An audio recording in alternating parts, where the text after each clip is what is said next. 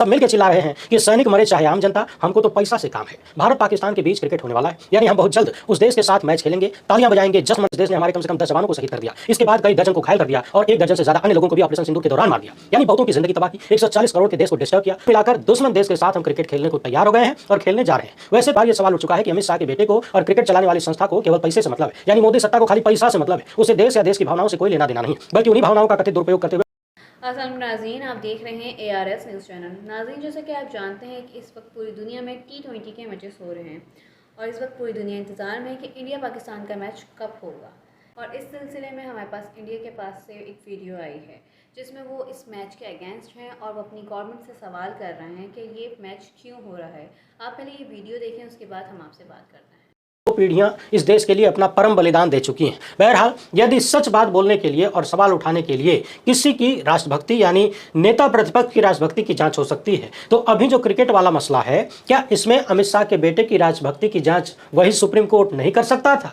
4-5 महीने पहले ही जम्मू कश्मीर में पहलगाम की घटना हुई, हमारे 26 लोगों की नृशंस हत्या की गई, कथित रूप से धर्म पूछकर मारा गया। इसके बाद नफरती चिंटू लग गए पूरे देश में नफरत फैलाने में। फिर हुआ ऑपरेशन सिंदूर, उसमें हमारे कथित रूप से 10 जवान शहीद हुए, दर्जन भर से ज्यादा सामान्य नागरिकों की मौत हुई, कई दर्जन घायल हुए। पहलगाम घटना के बाद न जाने कितने कश्मीरियों को पुलिस की प्रताड़ना झेलनी पड़ी। देश भर में कश्मीरी छात्रों के साथ मारपीट की खबरें आईं, उन्हें वापस भगाया जाने लगा, हमले हुए, कश्मीरी व्यापारियों के साथ भेदभाव हुआ, उनका आर्थिक बायकॉट शुरू हो गया। यानी जिस कथित पाकिस्तानी साजिश के कारण भारत ही भारत के खिलाफ लड़ने लगा था, क्रिकेट खेलने को तैयार हो गए। जब सुप्रीम कोर्ट ने क्या कहा है उस पर आएंगे, मगर उससे पहले मैं आप दर्शकों को कुछ नाम याद दिलाना चाहता हूं। सबसे पहले इन तस्वीरों को अपनी स्क्रीन पर देख लीजिए। ये वो लोग हैं जो ऑपरेशन सिंदूर के दौरान शहीद हुए। इन्होंने अपना परम बलिदान दिया, किसके लिए? पाकिस्तान के साथ क्रिकेट खेलने के लिए, या अमित शाह के बेटे का धंधा चलाने का? किसका लाभ होने वाला है? जो नरेंद्र मोदी और उनकी सरकार कहती है कि आतंकवाद और बातचीत एक साथ नहीं होगी, वो लोग क्रिकेट कैसे खेल सकते हैं? सोचिए, इन शहीदों के परिवारजन जब देखेंगे कि भारत पाकिस्तान के साथ क्रिकेट खेल रहा है, तालियां बजाई जा रही हैं, मौज मस्ती चल रही है, मनोरंजन चल रहा है, चौके छक्के लग रहे हैं, एक दूसरे देश के खिलाड़ी एक साथ खड़े हैं, फोटो खिंचवाई जा रही है, तो फिर उन शहीद परिवारों को क्या महसूस होगा? उसी देश के साथ इनका देश क्रिकेट खेलने को आतुर है और सुप्रीम कोर्ट कहता है कि खेल है, होने दो। अपने स्क्रीन पर इस लिस्ट को भी देख लीजिए। ये वो 26 नाम है जो पहलगाम की घटना में मारे गए। इसमें कई राज्यों के लोग शामिल हैं। आप चाहें तो स्क्रीन को रोक करके वीडियो को पॉज करके एक एक नाम पढ़ लीजिए, के नाम मिल जाएंगे। क्या इन राज्यों की जनता आप सब कुछ भूल गई है? हमारे यहाँ परिवारों में किसी की मौत हो जाए तो कम से कम 1 साल तक कोई त्योहार नहीं मनाया जाता, कोई मांगलिक कार्यक्रम नहीं होता, खुशियां नहीं मनाई जाती, मातम चलता है। मगर यहाँ देखिए, जिस दुश्मन देश ने हमारे लगभग 50 लोगों की हत्या कर दिया, इस देश के साथ, उसी देश के साथ हम क्रिकेट खेलने जा रहे हैं। सवाल है कि अगर पाकिस्तान के साथ क्रिकेट नहीं खेलेंगे तो क्या घट जाएगा, भारत का क्या नुकसान हो जाएगा, और यदि कोई बड़ा नुकसान है तो उसे बताना चाहिए। और फिर जब आतंकवाद के साथ साथ क्रिकेट चल सकता है तो इसी पाकिस्तान के साथ व्यापार क्यों नहीं हो सकता?